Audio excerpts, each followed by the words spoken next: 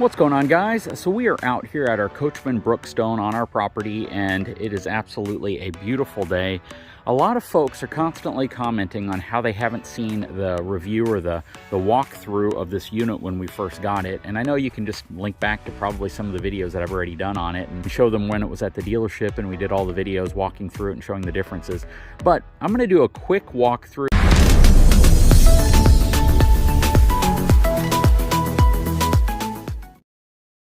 So the first thing we're going to do is just go straight into the RV. And this is a 2022 Coachmen Brookstone. This is a 398 MBL. You can see on the side here, it's got Asdel weather sealed. They won an award for quality, 4 seasons comfort. Asdel is that composite side panel, basically impervious to rot, mildew, all that stuff. You have all your controls right here as we come in. Dining room. Got a couple big windows right here. Has some theater seating. This is new theater seating. So this is actually theater seating that was provided by LCI. It's completely power reclining, heat, massage. The headrests have power tilt. It's got a cool power USB connection right here. And then you have illuminated little cup holders here. Plus you have these awesome little plugins on the side for things like fans, tables, wireless chargers, all sorts of really cool stuff. Coming around, this is actually an Lci Sofa that was included in the build of this RV. It's okay. Not a big fan of it, to be honest. We'll probably end up replacing it. Over here, these end tables do flip up. All of the windows in here are dual pane windows, so they are insulated windows. This has day-night roller blinds on all the windows as well. So you have the little shade right here, and then you have the blackout shade above it. All LED lighting. I installed dimmer switches on this lighting right here and a dimmer switch right here for this lighting right here. Coming up, have a ceiling fan up top. We have a 55-inch TV here as well as a sound bar beneath it. And that's a sound bar that I bought off of Amazon for like $100, and the thing sounds absolutely amazing. It really does. I love this wide view fireplace that's here. It's by Greystone.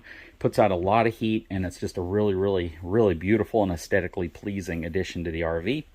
Over here we have some little surge protector multi-plug outlets that I got off Amazon with some USB jacks on it. And then you have the factory USB jacks that they put above it. This also tilts. There's my Simply Safe alarm system.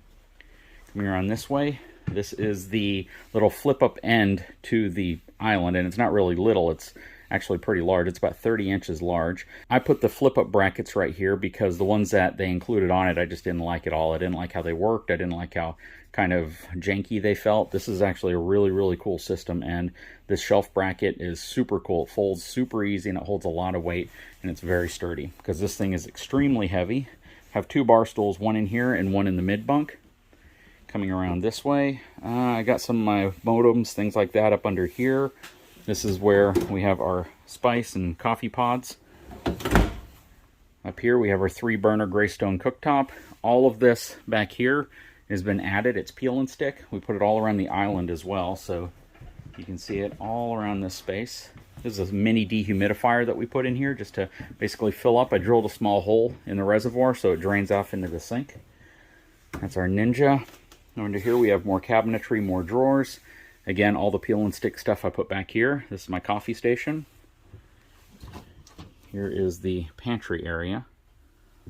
And then we have more cabinets up top here. I like that it's all backlit. We replaced most of the standard little push holds with these magnetic ones right here. And then up top here, more storage. We have a Samsung French door refrigerator that's stocked up with water. And then we have the freezer under here. Have some storage underneath the stove. Right here we have more storage. And we have these cabinets, which one of the modifications we did was to make them much taller, make the opening much higher so we can fit more things inside. Single basin sink. Carpet underneath the slides, carpet under the back, but everything else is linoleum. Coming over here, this is your mid-bunk room. We haven't done really any modifications to this room. There's the other bar stool. We have an HDMI cable there just in case our daughter's in here doing homework. She can plug her computer into the bigger screen, and she can essentially use either 2 monitors or just put it on a larger screen, or any media devices. You have your love seat right here, which converts into a bed. This flips up as well. day-night roller shades here, and they are insulated windows. Nice dark batten stripping for everything.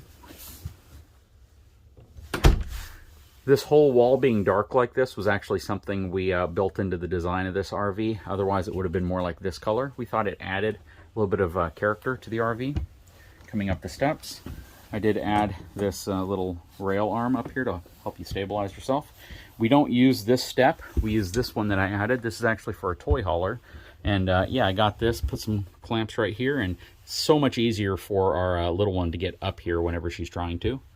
This is pretty much the equivalent of a queen-size bed. We have the TV mounted in place as well. On the back, there's some storage.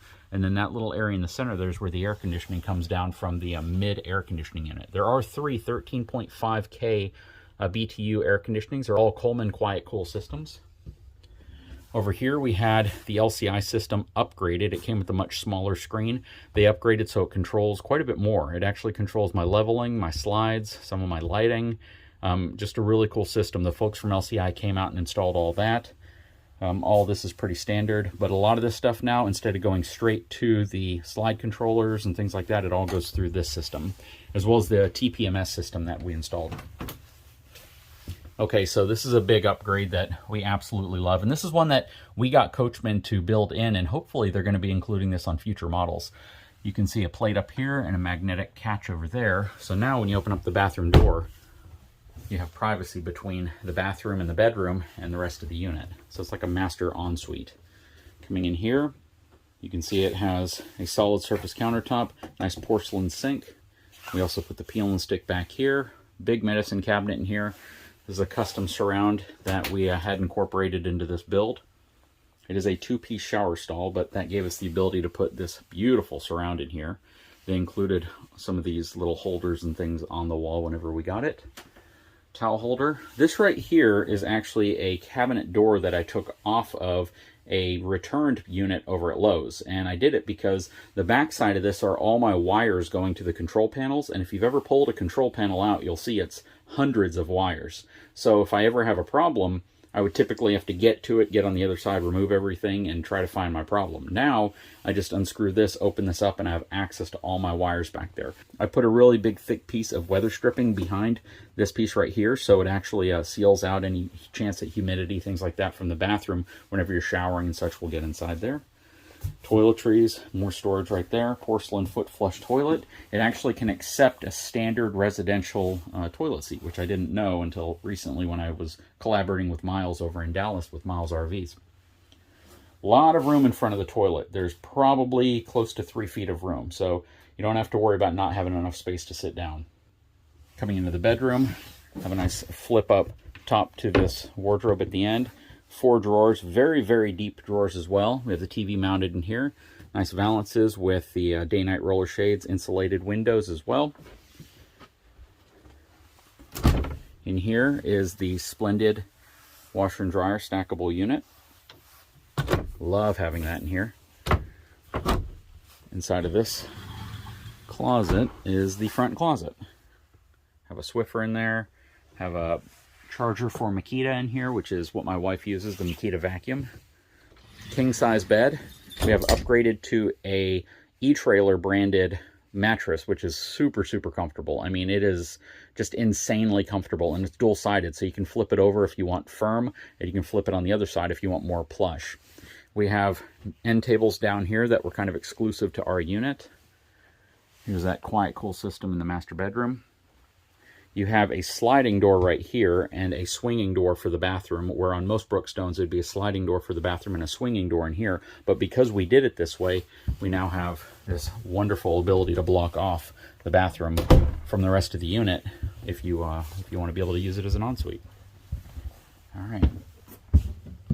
Coming back down, I'm trying to think of what else is really different. Now, this area right here is the biggest difference between our Brookstone and any Brookstone you buy on the dealership lot, at least currently, unless they adopt these changes. The current Brookstone has the entry to the mid-bunk right here, and it has this really cool kind of a hutch drawers cabinet setup that kind of goes up and around it.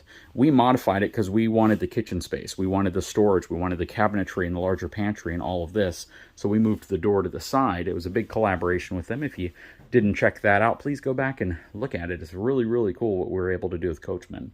Anyways, that's the inside. Let's take a quick glance at the outside. Okay, starting from the front, working our way back, we've upgraded to the Reese Goose Box. This is the Gen 2 Goose Box, the one that I collaborated with Reese to help design. A lot of big modifications that are different from the first gen. Basically what a Goose Box is, it converts the front pin box assembly into a gooseneck assembly. And a lot of folks will say, well, didn't you make a video a long time ago saying why a gooseneck isn't necessarily the best towing type of solution for a fifth wheel? No, a gooseneck conversion, where you're taking your standard pin box and you're dropping down off of it with an adapter, and then you're connecting that adapter to your goose ball. That creates far different leverage, and it changes the dynamics of how the energy is transferred whenever you're towing. This right here, aside from the new solution that LCI offers on some of their newer frames, is the only Lippert approved solution for certain frames from LCI. It does have a drop frame. We have the level up ground control system, which is the auto leveling system. It is a 6-point system. This has a 10-inch I-beam drop frame below, which is what I preferred. Here is our interior. It is so large and it's kind of cramped with stuff because we are active RVers and we use our RV quite a bit, but it is crammed full of stuff. And part of the reason why we have so much space here is because of that drop frame. It makes the floor in here in the opening much larger. Behind this wall is another collaboration I did with the folks over at Go Power. This is a full solar battery setup. We have an IC 3000 watt inverter, which is our intelligent inverter. We have two 250 amp hour batteries. We have 500 amp hours worth of power in this unit, which is crazy. Over here you have all of your monitors to kind of monitor what's going on with the system. If you see this flashing down here, that simply means that the system is working properly and charging. And you can see it says we have 500 amp hours of charge. Working our way back here, we have our outside kitchen, complete with sink, small mini refrigerator. We have the Furrion side view and rear view camera system as well. We have the Solid Step, and we introduced these kind of to the market. This is the Lci Solid Step Xf, which is an extra wide, but it's also removable step system. So it's really cool. If you compare this to really anything else on the market, you're not going to find a step system, that I've found at least, that has steps nearly as wide as these. Most of them are much narrower, and that is really cool. And it's partially because of these really narrow rails on the side. We have our Continental HTL2 Eco Plus tires. These are a J-rated commercial tire. The best way to describe these was when the folks that installed these over at Southern Tire Mart put them on and said, these are the tires you typically see on lowboy trailers hauling around bulldozers. That's pretty insane. They are a rib design, so even though they may look smooth and worn out, they are certainly not. They're almost brand new. Over here you can see we have the Road Armor upgraded equalizer. This has a suspension bushing on top and bottom, and you also have thicker 1/2-inch thick shackle straps with greasable wet zerks. So you can pump grease into those bolts and keep everything maintained well. All of the slides on here are rack and pinion slides. So you have rack and pinion on this slide, the opposite slide, the mid-bunk slide, and then even the front slide, which is more like a flat interior style of rack and pinion slide. This is a 12-inch I-beam frame that drops to that 10-inch beam for the front section right here where the actual basement storage is. We have a lot of stuff going on with the door. See that little bar right there? That's kind of a screen door assist. It basically lets you press anywhere on that to open up your screen door.